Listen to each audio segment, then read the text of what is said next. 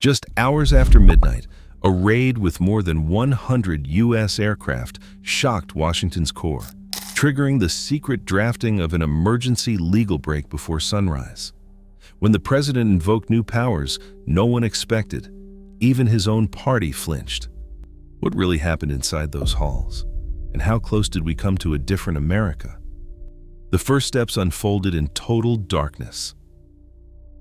At 10:46 p.m. Eastern, the order was relayed from the White House Situation Room to a joint task force already in position. Engines roared to life across the Caribbean as more than 100 aircraft lifted from airfields and carrier decks, slicing through the night toward Caracas. The operation unfolded in silence, no warning and no diplomatic cables. At precisely 2:01 a.m. local time, helicopters from the 160th Special Operations Aviation Regiment skimmed low over the water, guided by satellite feeds and encrypted signals. Electronic warfare teams jammed communications, while cyber units blinded radars across the city.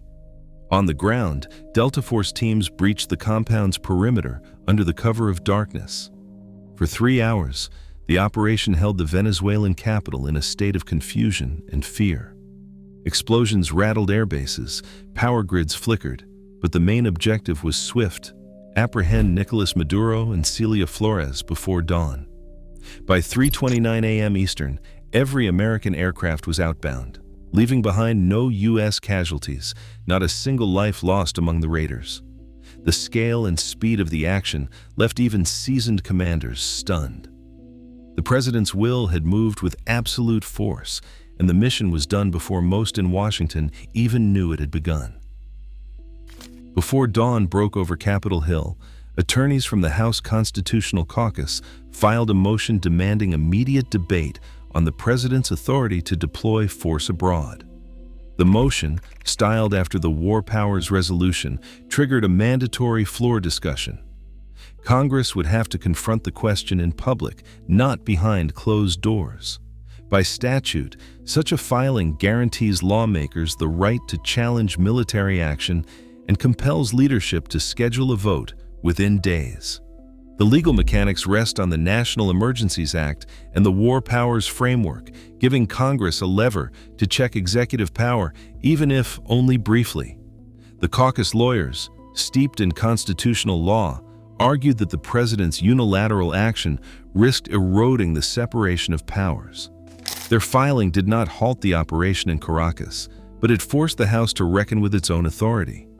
The move ensured that the debate over emergency powers would not be buried, setting the stage for a public contest over the limits of presidential force. Inside the West Wing, legal advisors worked through the night, parsing the statutory language that would support the president's next move. The order, finalized just before dawn, cited the International Emergency Economic Powers Act of 1977 and the National Emergencies Act. These laws, rarely discussed outside legal circles, grant the president sweeping authority to freeze foreign assets and block transactions when a threat to national security is declared. In this case, the executive order shielded billions in Venezuelan oil revenue held in United States banks, funds the administration argued were at risk of being seized by hostile actors or lost in foreign litigation.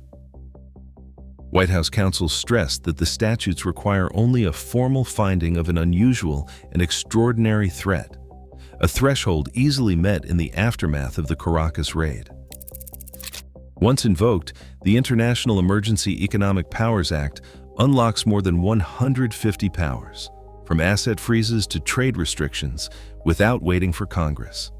The mechanics are simple. Treasury officials identify accounts, issue blocking orders, and notify financial institutions. Overnight, entire streams of revenue can be rerouted or locked down, all on the president's signature. Within hours of the executive order, compliance teams at major U.S. banks scrambled to review accounts linked to Venezuelan oil sales. The Treasury's Office of Foreign Assets Control issued guidance before sunrise, instructing institutions to freeze any transfers or withdrawals related to Caracas. The short compliance window left little room for error. Banks faced the threat of steep penalties if funds slipped through. Oil market analysts flagged the move as a shock to global supply chains, with traders bracing for sudden volatility. Energy companies with pending deals in Venezuela called emergency meetings, unsure if contracts would be honored or voided overnight. The order's sweep reached beyond Wall Street. Gulf Coast refineries, already running tight on crude, faced new uncertainty about future shipments. Industry experts warned that even a temporary disruption could nudge fuel prices higher, just as winter demand peaked. For some, the speed and scope of the freeze raised alarms about how quickly a single signature could upend billions in commerce. The practical fallout landed first on financial desks, but the aftershocks rippled through energy corridors and trading floors worldwide. At the center of the reform debate sits a single-page bill with a sharp edge. Any presidential emergency declaration would automatically expire after 30 days unless Congress votes to keep it alive. The proposal's text is blunt. No more open-ended emergencies, no more annual rubber stamps. Instead, the president must submit the order for review, and both chambers must approve within the first month, or the powers vanish on day 30. The bill's sponsors, a group spanning both parties but led by constitutional conservatives, argue this process restores balance. Their mechanism is simple but strict.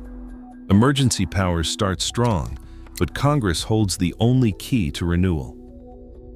Senators huddle in tight circles as the tally hangs at 49-49. Every eye locks onto the chamber doors, waiting for the last undecided Republicans to make their move. The vote board flickers, frozen in a dead heat, the outcome balanced on a knife's edge. Emergency powers reshape the rules in real time. With every new order, the balance between authority and accountability grows more fragile.